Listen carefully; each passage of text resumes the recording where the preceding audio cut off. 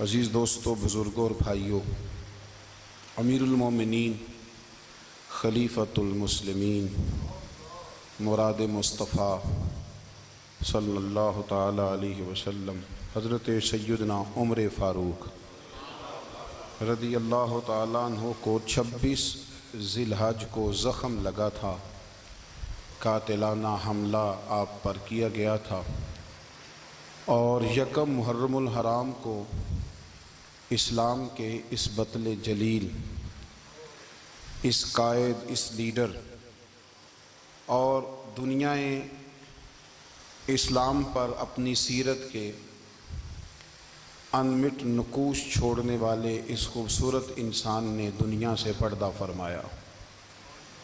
حضرت عمر فاروق رضی اللہ تعالیٰ عنہ ان لوگوں میں سے ہیں جو ابن الوقت نہیں ہوتے، ابو الوقت ہوتے، جو وقت کے مطابق نہیں بدلتے بلکہ وقت کو اپنے مطابق بدل دیا کرتے ہیں۔ یہ وہ لوگ تھے کہ دین ان کا اوڑھنا بچھونا تھا، ان کا چلنا پھرنا دین تھا، ان کا ہنسنا اور رونا دین تھا۔ انہیں علم الیقین سے لے کر عین الیقین تک ایک خاص مقام اللہ نے عطا کر دیا تھا، تو بس پھر یہ سمجھ گئے تھے کہ دین ہی زندگی ہے، دین ہی روح ہے، اور دین ہی ہماری اصل ہے۔ نبی کریم صلی اللہ تعالیٰ علیہ وسلم نے فرمایا کہ میں نے خواب دیکھا ہے، کچھ لوگوں کو میں نے قمیضیں پہنے ہوئے دیکھا، کچھ کی قمیضیں ناف تک تھیں، کچھ کی پیٹ تک تھیں، اور کچھ کی گھٹنوں تک تھیں۔ عمر، میں نے تمہیں بھی دیکھا ہے، تمہاری قمیض تو پیروں سے ٹکرا رہی تھی۔ تو حضرت عمر کہنے لگے، حضور خواب کوئی دیکھتا ہے، تعبیر کوئی بتاتا ہے، پر یہاں کمال یہ ہے کہ خواب بھی آپ نے بتایا ہے، تعبیر بھی آپ ہی بتائیں گے۔ حضور پھر بتا دیں اس خواب کی تعبیر کیا ہے؟ تو حضور نے فرمایا تعبیر یہ ہے کہ کسی کا دین ناف تک، کسی کا گھٹنوں تک، کسی کا پیٹ تک، اور عمر تو سارا ہی دین میں لپٹا ہوا ہے، تو سارا ہی دیندار ہے، سارا ہی۔ حضرت عمر فاروق رضی اللہ تعالیٰ عنہ آئیڈیل ہیں، ایک ہیرو ہیں۔ ان کی زندگی کے درجنوں پہلو ہیں، ہر سال ہم ایک پہلو بیان کر دیتے ہیں، کبھی عدل و انصاف پہ بات کر لیتے ہیں، کبھی نظام حکومت پر۔ ان کی زندگی کا ایک پہلو آج بھی ہماری گفتگو کا عنوان رہے گا، پر حضرت عمر کا مرتبہ اور مقام یہ ہے کہ نبی کریم علیہ السلام نے فرمایا کہ جبریل امین 950 سال میرے عمر کی شان بیان کریں تو عمر کی شان ختم نہیں ہوتی۔ 950 سال اگر حضرت جبریل بھی بیان کریں تو یہ مقام ہے سیدنا فاروق اعظم کا۔ اللہ تبارک و تعالیٰ نے جس طرح سارے نبیوں میں شان حضور کو عطا فرمائی، اسی طرح تمام نبیوں کے حواریوں میں سب سے زیادہ شان حضور کے غلاموں کو عطا فرمائی۔ قرآن مجید میں اللہ کریم نے فرمایا، یا ایھا الذین آمنوا قوا انفسکم واہلیکم نارا، فرمایا اے ایمان والو، خود بھی جہنم کی آگ سے بچو اور اپنے گھر والوں کو بھی دوزخ کی آگ سے بچاؤ۔ خود بھی بچو اور اپنے گھر والوں کو بھی۔ ہماری ساری نصیحتیں باہر والوں کے لیے، باہر ہمیں بہت بڑا لیکچر بھی دینا پڑے تو چلتا ہے، بہت بڑی داستان سرائی بھی کرنی پڑے تو چلتی ہے۔ سٹیٹس اور معیار یہ ہے کہ سارا کچھ باہر والوں کے لیے، اور گھر کے وہ پھول جن کی آبیاری بھی ہم نے کرنی تھی، کوئی جڑی بوٹیاں اور گائیں تو وہ کاٹنی بھی ہم نے خود تھی، دھوپ اور چھاؤں کا خیال بھی ہم نے رکھنا تھا، وہاں ہماری نظر نہیں ہوتی۔ پڑوسی کے بچے کیا کر رہے ہیں یہ سارا پتہ ہوتا ہے، اور میرے گھر میں کیا گل کھل رہے ہیں اس کی مجھے خبر نہیں ہوتی۔ حضرت عمر فاروق نے جب یہ آیت نازل ہوئی تو فوراً عرض کیا، یا رسول اللہ صلی اللہ علیہ وسلم، اس کا کیا مطلب ہے کہ خود بھی دوزخ کی آگ سے بچو اور اپنے گھر والوں کو بھی بچاؤ؟ تو نبی کریم علیہ السلام نے فرمایا، عمر اس کا مطلب یہ ہے کہ جن چیزوں کا اللہ رسول تمہیں حکم دیتے ہیں تم اپنے گھر والوں کو ان چیزوں کا حکم دو، اور جن چیزوں سے اللہ رسول تمہیں منع کرتے ہیں تم اپنے گھر والوں کو بھی ان چیزوں سے منع کرو۔ حضرت عمر فاروق کی زندگی میں جو چیز آپ کو بہت زیادہ ملے گی نا، وہ یہ ہے کہ آپ نے جتنا کڑا احتساب محاسبہ باہر والوں کا کیا ہے نا، اس سے زیادہ بڑھ کے اپنا اور اپنے گھر والوں کا کیا. یہ بڑا عجیب معاملہ ہے کہ ہم جتنے لوگ ہیں ہمارا معیار یہ ہے کہ سامنے والا غلط ہے اور میں ٹھیک. یعنی دوسرے کا بچہ گلی میں نظر آ جائے تو اس کی غلطیاں نکلنی شروع ہو جائیں گی، اور میرا بچہ سارا شہر گھوم آئے ایک ٹائر پہ موٹر سائیکل پہ، تو ہم کہتے ہیں کہ ابھی بچہ ہے، انشاءاللہ سیانا ہو جائے گا. اگر ابا جی آج تک سیانے نہیں ہوئے کہ اس کو سمجھا لیں، تو پھر بیٹے کا سیانا ہونا تو ہو سکتا ہے کہ وہ 60-70 سال لگ ہی جائیں. گھر کے اندر جب تک توجہ نہیں ہوتی، اور سب سے پہلے جب تک اپنی ذات پر توجہ نہیں ہوتی. میں کہا کرتا ہوں کہ باہر لیکچر چلتا ہے، گھر میں عمل چلتا ہے. لیکچر باہر چلتا ہے، گھر کے اندر عمل چلے گا. باہر تو آپ نے کہہ دیا نماز پڑھا کرو، ختم ہو گئی بات. لیکن گھر میں بچے نماز تب پڑھیں گے جب ان کے والد نماز پڑھیں گے. گھر میں کہہ دیا پردہ کرو، پر گھر میں بچیاں پردہ تب کریں گی جب ان کی اماں پردہ کرے گی. گھر کے اندر عمل چلتا ہے، باہر تو چلو بات بھی چل جاتی ہے. تو والد کا جب تک کردار بچے نہیں دیکھتے جب تک، اتنی دیر تک ان کا تبدیل ہونا ممکن نہیں ہوتا.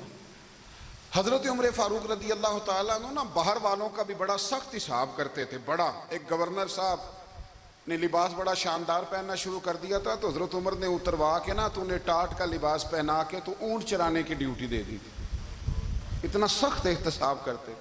کسائی کی دکان پر بھی 1-2 گھنٹے کھڑے ہوتے تھے. جو آدمی مسلسل 2 دن گوشت خریدتا تھا نا، فرماتے تھے اس کا ٹیکس بڑھا دو، لوگوں کو دال نہیں مل رہی اور یہ روز گوشت کھاتا ہے.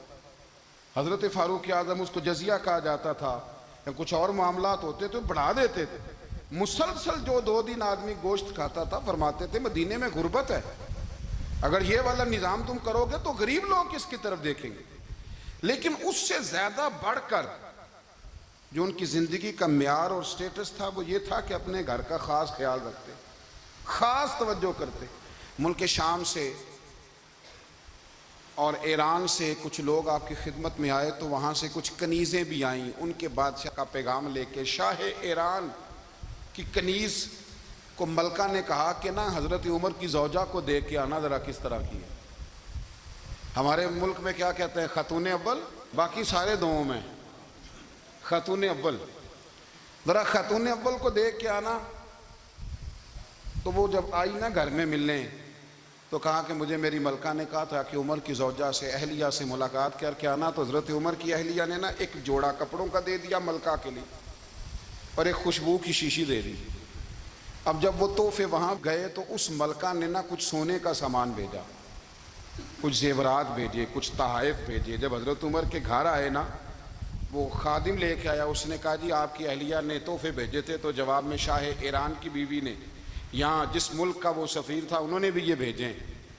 تو حضرت عمر فاروق نا وہ تحفے لے کے گھر گئے، تو جا کے کہنے لگے اپنی اہلیہ سے، یہ تو کب سے تحفے تحائف بھیجنے لگ گئی ہے، یہ کب سے نظام شروع ہو گیا؟ تو کہ حضور تحفہ دینا لینا تو ٹھیک ہے، سنت ہے، محبت بڑھتی ہے، تو یہ کوئی قباحت نہیں، اور میں نے اپنی ذاتی استعمال کے لیے جو چیزیں رکھی تھی وہ میں نے دی ہیں.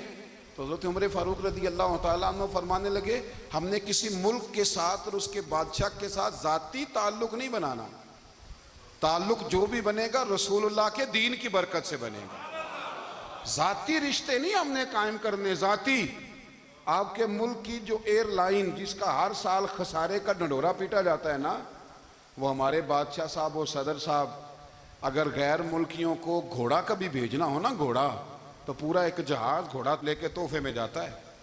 پورا جہاز غریب قوم کا یہ سرمایہ، اور قوم بڑی بادشاہ ہے، لائنوں میں لا کے ووٹ دیتی ہے.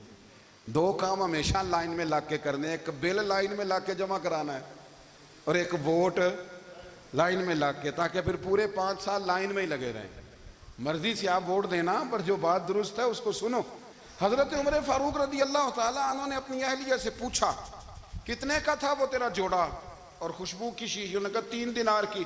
فرمایا یہ 3 دینار تیرے، اور باقی جو تحفے آئے ہیں وہ تو خود کہہ، چونکہ اس نے تیرے نام بھیجے ہیں، تو کہہ کہ میں مال غنیمت میں دیتی ہوں، تو کہہ میں مسلمانوں کو کہہ.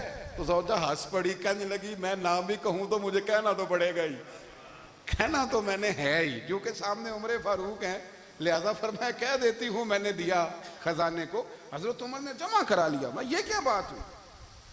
میرے گھر والے جو مرضی کریں، ان کا معیار زندگی جس طرح کا مرضی ہو۔ اور حضرت عمر ایک جملہ کہا کرتے تھے، اللہ کرے کہ یہ باتیں اس دور حاضر میں ہماری سمجھ میں آئیں۔ حضرت عمر فاروق رضی اللہ تعالیٰ عنہ اپنے بچوں کو فرمایا کرتے تھے کہ بہت آدمی کو بھوک لگی ہو نا، اور پھر اس کی پسند کا کھانا پکا ہو، جتنے شوق سے وہ اس کھانے کو دیکھتا ہے نا، فرمایا اس طرح پوری قوم اپنے بادشاہوں کے خاندان کو دیکھتی ہے، اس تیزی کے ساتھ دیکھتے ہیں کہ ان کے گھر میں کیا ہو رہا ہے، ان کا معیار زندگی کیا ہے، ان کا سٹیٹس کیا ہے۔ آپ کے بچے دونوں کاروبار کے لیے مصر گئے، ایک بہت بڑا قافلہ گیا مدینے سے مصر تجارت کے لیے، تو یہ گئے تجارت کے لیے، تو حضرت عبداللہ ابن عمر، حضرت عبید اللہ ابن عمر، حضرت عمر کے دونوں بیٹے گئے۔ جناب عمر فاروق کے بچے جب وہاں پہنچے تو مصر کے گورنر نے نا لوگوں کو تعارف کرایا کہ یہ عمر فاروق کے بیٹے ہیں۔ ایک چھوٹی سی بات کر دوں، یہ چودھری کے بیٹے کو کون بتاتا ہے کہ تو چودھری کا بیٹا ہے؟ باہر والے بتاتے ہیں، گھر والے۔ اور سیٹھ صاحب کے بیٹے کو کون بتاتا ہے کہ تو سیٹھ صاحب کا بیٹا ہے؟ اور مالک کو کون بتاتا ہے کہ تو مالک کا بیٹا ہے اور یہ کرایہ دار ہے؟ یہ کون بتاتا ہے؟ یہ سوچ ہم دیتے ہیں بچوں کو، چودھری اور کمی کی سوچ، امیر اور غریب کی سوچ، مالک اور کرایہ دار کی سوچ، گھر کے مالک کی اور کام کرنے والے کی سوچ، یہ ہم دیتے ہیں۔ یاد رکھنا، یہ ہم دیتے ہیں، یہ ہمارا مزاج ہے، یہ باہر سے نہیں آتی۔ تو کوئی شہزادہ ہے، تو سیٹھ ہے، تو نواب ہے، یہ سوچ باہر سے نہیں آتی، یہ اماں سوچ دیتی ہے، اماں، یہ ابا سوچ دیتا ہے۔ اور پھر جب تباہی اترتی ہے تو اس کے ذمہ دار بھی باہر والے نہیں ہوتے، گھر والے ہوتے ہیں، گھر والے۔ ہمارے بچوں کی طبیعتوں پر زیادہ نقش باہر والوں کا نہیں ہوتا، گھر والوں کا ہوتا ہے، یاد رکھیے گا۔ حضرت عمر فاروق رضی اللہ، بچے ہیں، شہزادے ہیں، وہ کاروبار کرنے گئے اور وہاں بتایا گورنر صاحب نے کہ یہ فاروق اعظم کے بچے، امیر المومنین کے۔ لوگوں نے ان سے زیادہ مال خریدا، تجارت میں زیادہ نفع ہوا۔ ظاہر ہے کہ وہ آپ کے جو اللہ خیر کرے حکمران ہیں، ان کے کاروبار کتنے ملکوں میں ہیں، کس بنیاد پر ہیں؟ وہ صرف اس بنیاد پر کہ وہ حکمران رہے، ان کے لیے آسان تھا بڑے لوگوں سے تعلقات بنانا۔ حضرت عمر فاروق رضی اللہ تعالیٰ عنہ کے بچے ڈھیروں مال کما کے جب واپس آئے نا، تو حضرت عمر سے آ کے بچوں نے بطور محبت کا، ابا جی اللہ نے بڑا ہی فضل کیا ہے، بڑا مال کمایا الحمدللہ، یہ دیکھیں کتنا نوازا ہے۔ تو حضرت عمر کہنے لگے سارے قافلے نے اتنا ہی کمایا ہے؟ سارے قافلے نے اتنا ہی کمایا ہے؟ کہ حضور نہیں، سارے قافلے نے اتنا نہیں کمایا، سب کو اتنا نہیں ملا۔ وہ تو وہاں گورنر صاحب نے لوگوں کو تعارف کرایا تھا کہ یہ عمر کے بچے ہیں، تو لوگوں نے پھر ہم سے بڑا ہی خریدا۔ تو حضرت عمر فرمانے لگے ٹھیک ہو گیا، میں بات سمجھ گیا، اس طرح کرو، جو تمہاری اصل زر تھی نا، جو راز تھی، وہ رکھ لو، اور باقی سارا مال خزانہ میں جمع کرا دو، اس لیے کہ یہ تم نے تجارت نہیں کی، یہ تم نے اپنے باپ کا نام بیچا ہے، یہ تم نے امیر المومنین کے بیٹے ہونے کا فائدہ اٹھایا ہے۔ فرمایا یہ تمہارا نہیں حق، یہ مسلمانوں کا ہے، اس لیے کہ یہ مال تم نے محنت سے نہیں کمایا، یہ باپ کی کرسی کا فائدہ اٹھایا ہے۔ اور فرمایا اگر تم نے مال جمع نہ کرایا تو میں مال بھی لے لوں گا زبردستی اور کوڑے بھی ماروں گا، ڈبل سزا دوں گا، مرضی سے جمع کراؤ گے تو کوڑوں سے بچ جاؤ گے۔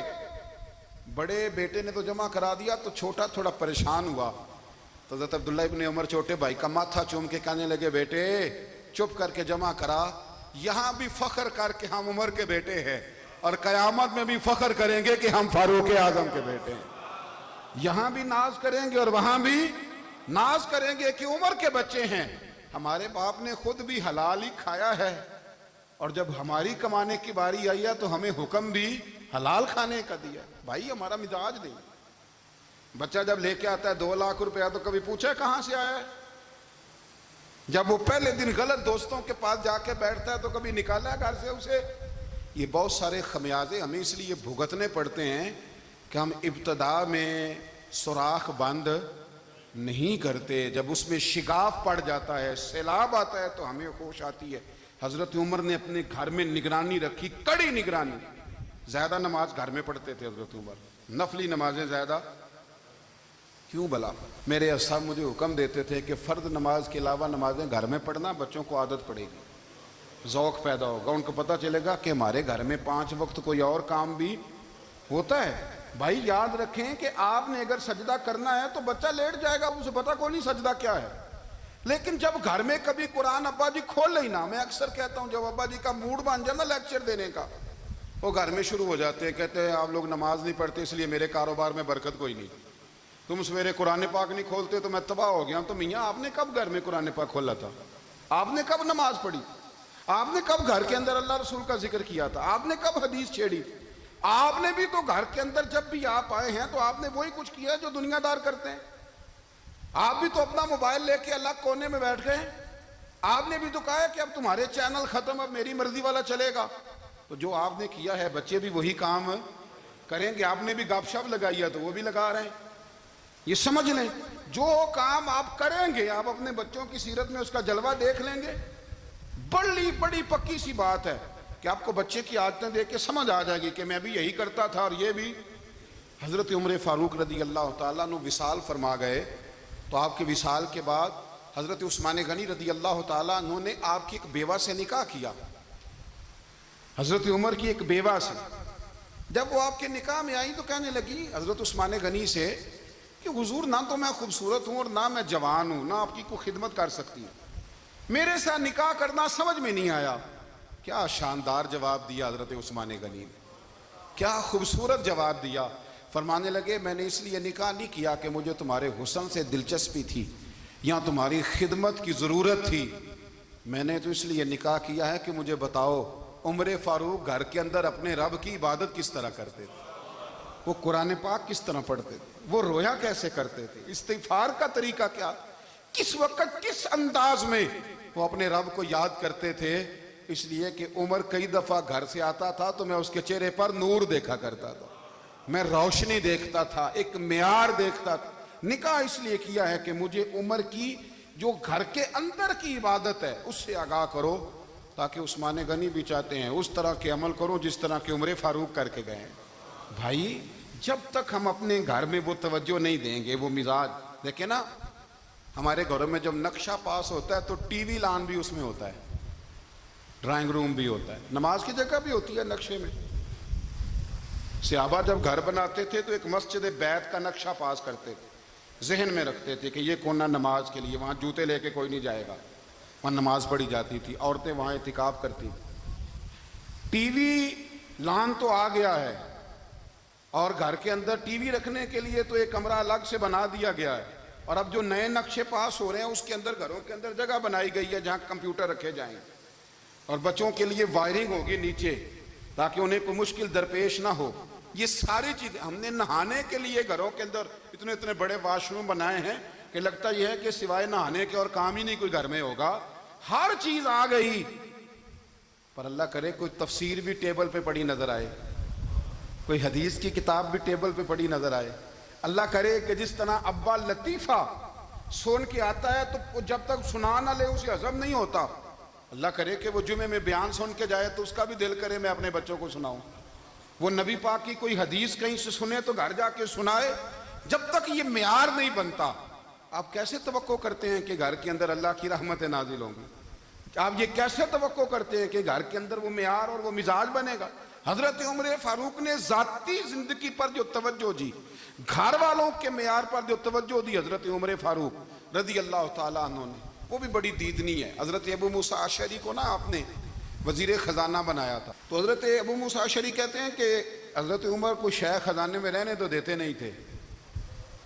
ایک دن نا میں صفائی کر رہا تھا اس کمرے کی جس میں خزانہ رہتا تھا. ہمارے تو ملک میں جو جاتا ہے وہ صفائی کر کے ہی جاتا ہے, اللہ خیر کرے.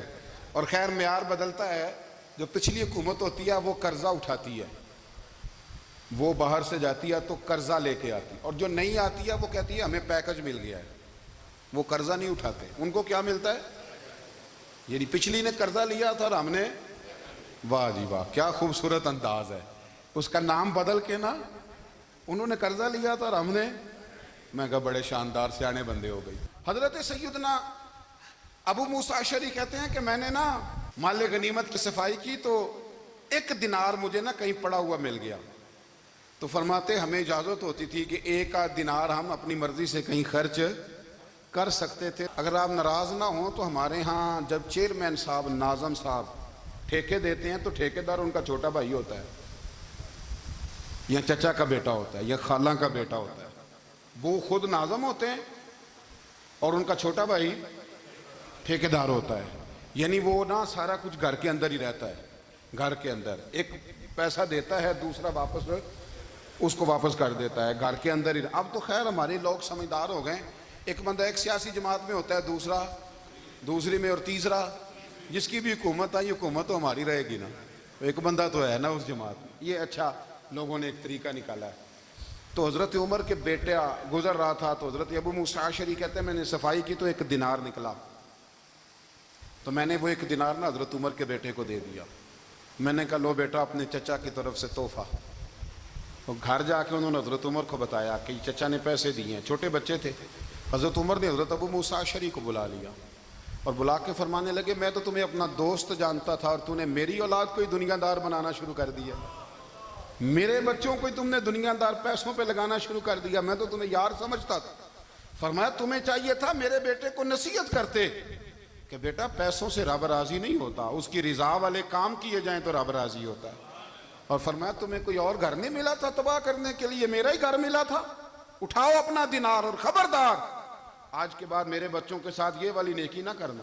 اور ہمارا کیا سٹیٹس ہے, دوستی ہے یہ اس سے جو تحفے زیادہ دے, جو بچوں کو خراب کرنے میں مدد زیادہ کرے اس کے ساتھ یہ رہنا. حضرت عمر نے گھر پہ اور سب سے بڑھ کر اپنی ذات پہ توجہ کی. حضرت ابو مالک رضی اللہ تعالیٰ عنہ کہتے ہیں میں عمر کے پیچھے پیچھے ایک باغ میں گیا, اکثر اس باغ میں جایا کرتے تھے. اور عمر جا کے نا تو درخت کے نیچے بیٹھ گئے اور فرمانے لگے او امیر المومنین اللہ سے ڈر جا, ورنہ جس رب نے حکومت دی ہے وہ عذاب بھی بڑا دے گا. ڈر جا رب سے. کبھی ساری زندگی حضرت عمر نے اپنا کوئی تعارف نہیں کرایا, کبھی نہیں. ایک بندے نے آپ کے سامنے تعریف کر دی آپ کی تو فرمانے لگے تو خود بھی ہلاک ہوا اور مجھے بھی ہلاک کر دیا. کیا ضرورت پڑی ہے میری تعریفیں کرنے کی, اتنی دیر میری تعریف میں لگائی. اللہ کا ذکر کرتا رب تجھے ثواب دیتا, حضور پہ درود پڑھتا تو رب تیرے اوپر رحمتیں نازل کرتا. کس چکر میں ہے؟ آج جتنا اچھی کوئی خوشامد کرے اتنی اچھی وزارت ملتی ہے, جتنی اچھی اس کو جو ہے وہ چاپلوسی کرنی آیا درجہ بھی اسے اتنا ہی اچھا ملتا ہے. حضرت عمر فاروق رضی اللہ تعالیٰ عنہ آپ کے بیٹے کہتے ہیں, صاحب فتوح الشام نے لکھا ہے, آپ کے صاحبزادے کہتے ہیں میں نکلا تو میرے ابا جی نا اپنی پشت پر مشکیزہ رکھ کے کنویں سے پانی بھر کے آ رہے تھے. میں دوڑ کے آگے گیا, میں نے کہا ابا جی مجھے دے دے. فرمانے لگے بیٹا تیرا کیا خیال ہے, کوئی اور نہیں تھا مشکیزہ بھر کے لانے کے لیے, تیرا کیا خیال ہے؟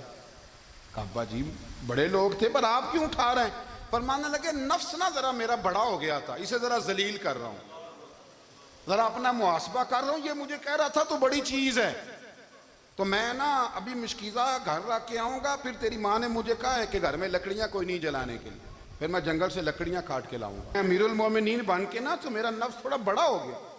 اب یقین کریں ہمارا آزما خراب ہو جاتا ہے جب تک ہمارا تعارف صحیح نہ ہو, ہمارا تعارف ٹھیک نہ ہو. میں یہ ہوتا ہوں, میں وہ ہوتا ہوں, چھوڑ مٹی دیں تے مٹی رہنا ہی, مٹی دیں تے مٹی دیں تے مٹی رہنا ہی. ایویں کادی بلے بلے اج مٹی دے اتے بندیا تے کل مٹی دے تھلے, مٹی دیں تے مٹی رہنا ہی. کادی بلے مجھے پوچھ لو, مجھے جان لو, میرا نام لے لو, میں بھی آیا ہوں, میں بھی ہوتا ہوں, میرا بھی یہ تذکرہ ہے. جس کو اپنا تعارف کرانا پڑ گیا اس سے بھی زیادہ کمزور کوئی ہے, فوٹو میں دکھاتا پھرتا ہے فلانے کے ساتھ فوٹو فلانے, تو کمزور بندے یہ کام کرتے. حضرت عمر فاروق اللہ اکبر, حضرت عمر جیسا بندہ 24 لاکھ مربع میل کا حکمران اور شاہ روم کو خط لکھ کے کہتا ہے میں منت نہیں کرتا میں حکم دیتا ہوں. اتنا تگڑا بندہ. جنگ قادسیہ کے لیے حضرت سعد بن ابی وقاص کو بھیجا, فتوح الشام پڑھ کے دیکھیں. حضرت عمر بڑے پریشان ہیں, اتنے دن ہو گئے کوئی رپورٹ ہی نہیں آئی. اب تو موبائل ہے نا, ایک ایک منٹ کی رپورٹ لیں آپ, بلکہ آپ ایک منٹ کی فوٹو لیں, آپ رپورٹ تو دور رہ گئی. حضرت عمر فاروق رضی اللہ تعالیٰ عنہ بڑے پریشان ہیں کہ قادسیہ میں حضرت سعد بن ابی وقاص کے ساتھ لوگ جہاد کرنے گئے, رپورٹ کوئی نہیں آ رہی. اتنے پریشان تھے کہ باہر نکل کے نا اس رستے پہ بیٹھ جاتے جو رستہ قادسیہ کی طرف سے آتا تھا. جو بھی آتا جاتا پوچھتے جنگ کے کیا حالات ہیں. ادھر جب اللہ نے فتح دے دی نا تو حضرت سعد بن ابی وقاص رضی اللہ تعالیٰ عنہ نے ایک قاصد کو خط دے کے بھیجا، کہنے لگے عمر کے پاس جاؤ، انہیں اطلاع دو کہ الحمدللہ اللہ نے اسلام کو فتح عطا کر دی۔ یہ حضرت عمر کو جا کے دینا، وہ بڑے پریشان ہوں گے۔ وہ جو اس زمانے میں اس طرح ہوتا تھا کہ کئی دور دور سے صحابہ جو دوسرے شہروں کے ملکوں کے رہنے والے ہوتے تھے وہ بھی آ کے شامل ہو جاتے تھے جہاد میں۔ کوئی ایک دفعہ مدینے آیا، کوئی 2 دفعہ آیا، پھر اپنے اپنے علاقوں میں بہت سارے لوگوں نے زیادہ دفعہ حضرت عمر کو دیکھا بھی نہیں تھا۔ وہ جو قاصد خط لے کے آیا تھا نا، اس نے 1 دفعہ دیکھا تھا، حضرت عمر بوڑھے ہو گئے، وہ پہچانتا نہیں تھا۔ ادھر سے وہ خط لے کے آ گیا، حضرت عمر مدینے سے باہر نکل کے اس روڈ پہ بیٹھے تھے جو قادسیہ سے آتا تھا۔ جب وہ اس آدمی کو آتے دیکھا تو حضرت عمر اٹھ کے کھڑے ہو گئے، فرمانے لگے قادسیہ سے آ رہے ہو؟ وہ کیا کہتا ہے؟ پھٹے پرانے کپڑے، ٹوٹے ہوئے جوتے، سر پہ پرانی پگڑی، کہنے لگے غلام مدینے کے رہنے والے ہو؟ حضرت عمر کہنے لگے ہاں مدینے کا ہوں۔ کہا میں قادسیہ سے آیا ہوں، الحمدللہ اللہ نے اسلام کو فتح دے دی ہے، الحمدللہ کفر کی کمر ٹوٹ گئی ہے۔ اس نے یہ بات کر کے تو گھوڑے کو ایڑی لگائی، گھوڑا دوڑنے لگا مدینے کے، حضرت عمر بھی ساتھ ساتھ دوڑ رہے، فرمانے لگے اچھا بتاؤ خالد بن ولید کا کیا حال ہے؟ تھوڑا آگے جا کے فرمانے لگے اسامہ بن زید کیسے ہے؟ وہ کہتے ہیں ٹھیک ہے۔ پھر اس نے اور گھوڑا، عمر ساتھ ساتھ دوڑ رہے ہیں، ساتھ ساتھ 24 لاکھ مربع میل کا حکمران، ایک جوتا پیر سے نکل گیا، عمر دوڑ رہے ہیں۔ آگے جا کے پوچھتے ہیں سعد بن ابی وقاص کا کیا حال ہے؟ کہا حضور وہ بھی ٹھیک ہے۔ کتنے لوگ میرے شہید ہو گئے مسلمانوں میں سے؟ کہنے لگا صحیح گنتی کا نہیں پتا، یہ لفظ ادا ہوتے ہوتے مدینے کی سرحد آ گئی۔ لوگوں نے عمر کو گھوڑے کے ساتھ دوڑتے دیکھا تو کہا امیر المومنین کیوں دوڑ رہے ہیں؟ وہ غلام چھلانگ لگا کے نیچے آیا، قدموں میں بیٹھ گیا، کہنے لگا حضور آپ نے بتایا ہی نہیں آپ امیر المومنین ہیں۔ آپ فرمانے لگے کیا بتاتا؟ میں تو اونٹ چرانے والے کا پتر ہوں، کیا بتاتا؟ وہ عمر ہوں جس نے اپنے گناہوں کا حساب دینا ہے، کیا بتاتا؟ جو سعد بن ابی وقاص کو جہاد پہ بھیج کے خود بزدلوں کی طرح گھر میں بیٹھا ہے، کیا بتاتا؟ کوئی حیثیت نہیں، کوئی طور، تو نے اچھا کیا، تو مجاہد تھا، مجھے ساتھ ساتھ دوڑایا، تو نے اچھا کیا۔ جتنے لوگ تھے چیخیں مار کے رونے لگے۔ حضرت فاروق اعظم سے کہنے لگے عمر جب تک تیرے جلوے رہیں گے اللہ کامیابیاں ہی عطا فرمائے گا، جب تک تیرا رنگ رہے گا اللہ تعالیٰ نوازتا ہی رہے گا۔ کچھ نہیں، کبھی اپنا آپ ظاہر ہی نہیں کیا۔ بہت بڑے تھے، بہت بڑے تھے حضرت عمر، بڑے تھے۔ حضرت ابو رافع غلام تھے، قرآن پاک بڑا سونا پڑھتے تھے۔ حضرت عمر جب بھی انہیں ملتے کہتے ابو رافع تو عمر سے اچھا ہے، قرآن بڑا شاندار پڑھتا ہے۔ تو وہ کہتے حضور اگر میں قرآن صحیح پڑھتا ہوں تو آپ کو قرآن کی تشریح زیادہ صحیح آتی ہے، آپ بھی تو مجھ سے افضل ہیں۔ تو آپ فرماتے نہیں پھر بھی تو مجھ سے افضل ہے۔ کیوں؟ اس لیے کہ تو اپنے آقا کی نوکری بھی ٹھیک کرتا ہے اور رب کی عبادت بھی ٹھیک کرتا ہے، اور مجھے خالص صرف عبادت کرنی ہوتی ہے وہ بھی ٹھیک نہیں کر پاتا۔ ساری زندگی اپنا محاسبہ، ساری زندگی اپنے گریبان میں دیکھا، ساری زندگی اپنے آپ کو پرکھا، اپنے آپ کو ٹٹولا۔ 62 سال عمر بیت گئی۔ حضرت حذیفہ بن یمان ایک صحابی تھے، میرے نبی کریم علیہ السلام نہ ان سے راز کی باتیں کرتے تھے۔ ہر بندے کا ہاضمہ ٹھیک نہیں ہوتا، سب سے راز کی بات نہیں کرنی چاہیے۔ حضرت حذیفہ بن یمان کہتے ہیں حضور راز کی باتیں بتاتے۔ مدینہ منورہ میں جو منافقین تھے ان کی لسٹ بھی نبی پاک نے حضرت حذیفہ بن یمان کو دی تھی۔ جب کوئی مشکوک آدمی مر جاتا نا تو صحابہ کہتے ہیں ہم دیکھتے اگر حضرت حذیفہ نے جنازہ پڑھا ہے تو ہم بھی جنازہ پڑھ لیتے۔ نبی پاک نے بھی کچھ جنازے نہیں پڑھے، ترمذی میں ہے، فرمایا عثمان سے جو بغض رکھے اس کا جنازہ نہیں پڑھیں گے۔ حضرت حذیفہ بن یمان اگر جنازہ پڑھتے تو لوگ پڑھتے، وہ نہ پڑھتے تو لوگ جنازہ نہ پڑھتے۔ حضرت حذیفہ بن یمان کہتے ہیں جناب عمر فاروق کی خلافت کے آخری ایام تھے، کچھ دنوں کے بعد وہ شہید ہو گئے۔ فرماتے آدھی رات کا وقت تھا، میں گھر میں سویا تھا بڑا بے فکر، اچانک میرے دروازے پہ دستک ہوئی، میں گھبرا کے اٹھا، اتنی رات کو کون آیا؟ کہتے ہیں قربان جاؤں، دروازے پہ گیا تو امیر المومنین فاروق اعظم دروازے پہ۔ میں نے کہا عمر کوئی حکم تھا تو مجھے بلا لیتے۔ کہنے لگے میں نا امیر بن کے نہیں آیا، تیرا ویر بن کے آیا ہوں۔ امیر المومنین کی حیثیت سے سرکاری کام سے بلاتا تو وہاں بلاتا، مجھے ایک ذاتی کام پڑ گیا۔ کہتے میں نے عمر کو گھر کی اندر بلا کے چارپائی پہ بٹھایا، میں نے کہا حضور میں غریب آدمی، میں کیا آپ کے کام آ سکتا ہوں؟ تو کہتے ہیں انہوں نے نا مجھے ساتھ بٹھا لیا، پھر میرا ہاتھ پکڑ لیا، کہنے لگے تو عمر کو جانتا ہے؟ عمر جھوٹ نہیں بولتا۔ تو جانتا ہے عمر وعدوں کا پکا ہے؟ کہا حضور جانتا ہوں۔ کہا میں اس وقت آیا ہوں جب دیکھ بھی کوئی نہیں رہا۔ حضرت حذیفہ بن یمان کہتے ہیں پریشان ہو گیا، حضور پہیلیاں نہ بجھوائیں، مہربانی کر بتائیں کدھر آئے ہیں؟ تو حضرت عمر فاروق فرمانے لگے 62 سال کا ہو گیا ہوں، 63 میں چل رہا ہے، داڑھی سفید ہو گئی ہے، پھل پک گیا، اٹھ فریدہ ستیا، داڑھی آ گئی پور، اگا نیڑے آ گئی، پیچھا رہ گئی دور، اب قبر اشر کا معاملہ صاف نظر آنے لگا ہے۔ کہا حضور مجھ سے کیا چاہتے ہیں؟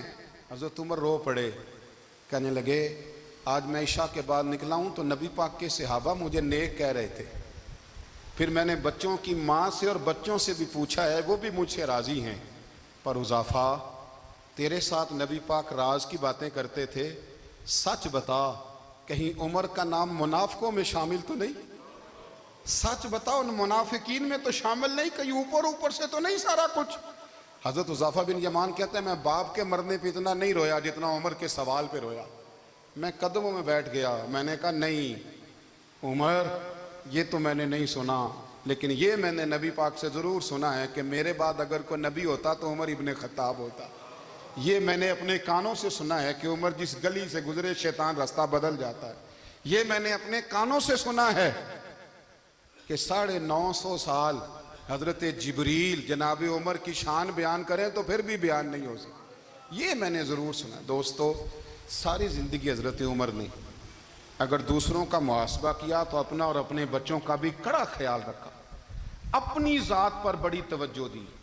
جو لوگ اپنا بھول جاتے ہیں نا، ہمیں اپنی صحت کا بڑا خیال ہے لیکن اپنی روحانی زندگی کا کوئی خیال نہیں ہے، قلبی زندگی کا کوئی تصور نہیں ہے۔ آپ یقین کریں موٹا آدمی کمزور ہونے کے لیے جدوجہد کر رہا ہے، کمزور طاقتور ہونے کے لیے، لیکن جس کو کتنے دن بیت گئے اللہ رسول کی یاد میں رویا ہی نہیں، کتنے دن بیت گئے نعت سننے کو دل ہی نہیں چاہا، جسے مہینوں بیت گئے اور قرآن پاک کی طرف نظر ہی نہیں گئی، وہ فکر مند ہی نہیں۔ زندگی زندہ دلی کا نام ہے، مردہ دل کیا خاک جیا کرتے ہیں؟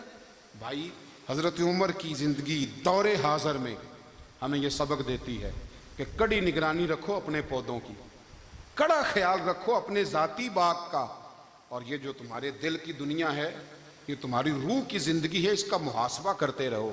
نبی کریم علیہ السلام نے فرمایا اپنا حساب خود کر لو قبل اس کے کہ تمہارا حساب کیا جائے۔ اپنا حساب، ہم ساری دنیا کا حساب کرتے پھرتے ہیں، کوئی کہاں سے کماتا ہے کہاں کھاتا ہے، پر اپنا حساب حضور نے فرمایا حساب کر لو قبل اس سے کہ تمہارا حساب۔ مولا علی فرماتے ہیں نماز پڑھ لو قبل اس کے کہ تمہاری نماز پڑھی جائے۔ اپنا محاسبہ کریں، تھوڑا سا نا اوپر دائیں بائیں دیکھنے کی بجائے تھوڑی سی گردن جھکا کے نا، درویش کہتے ہیں برے بندے نو میں لبن ٹریا تے جگ تے ملیا نہ کوئی، اپنے اندر چاہتی پائی تے میتھوں برا نہ کوئی۔ تھوڑی سی اپنی طرف توجہ دیں۔ ہم نا بے چین وقت گزار رہے ہیں، بے قرار ہیں، بے سکون ہیں، سبب یہ ہے کہ ہم نے نا اپنا حساب کرنا چھوڑ دیا ہے۔ حساب کرو گے، بے حساب تو بندہ روٹی کھا لے تو بیمار ہو جاتا ہے، اور اگر زندگی بے حساب گزرے، گناہوں کا حساب ہی نہ کیا جائے، تقوی کی طرف توجہ ہی نہ کی جائے، تو پھر زندگی دشوار ہو جاتی ہے۔ ہمیشہ مدحت خیر الانام میں گزرے۔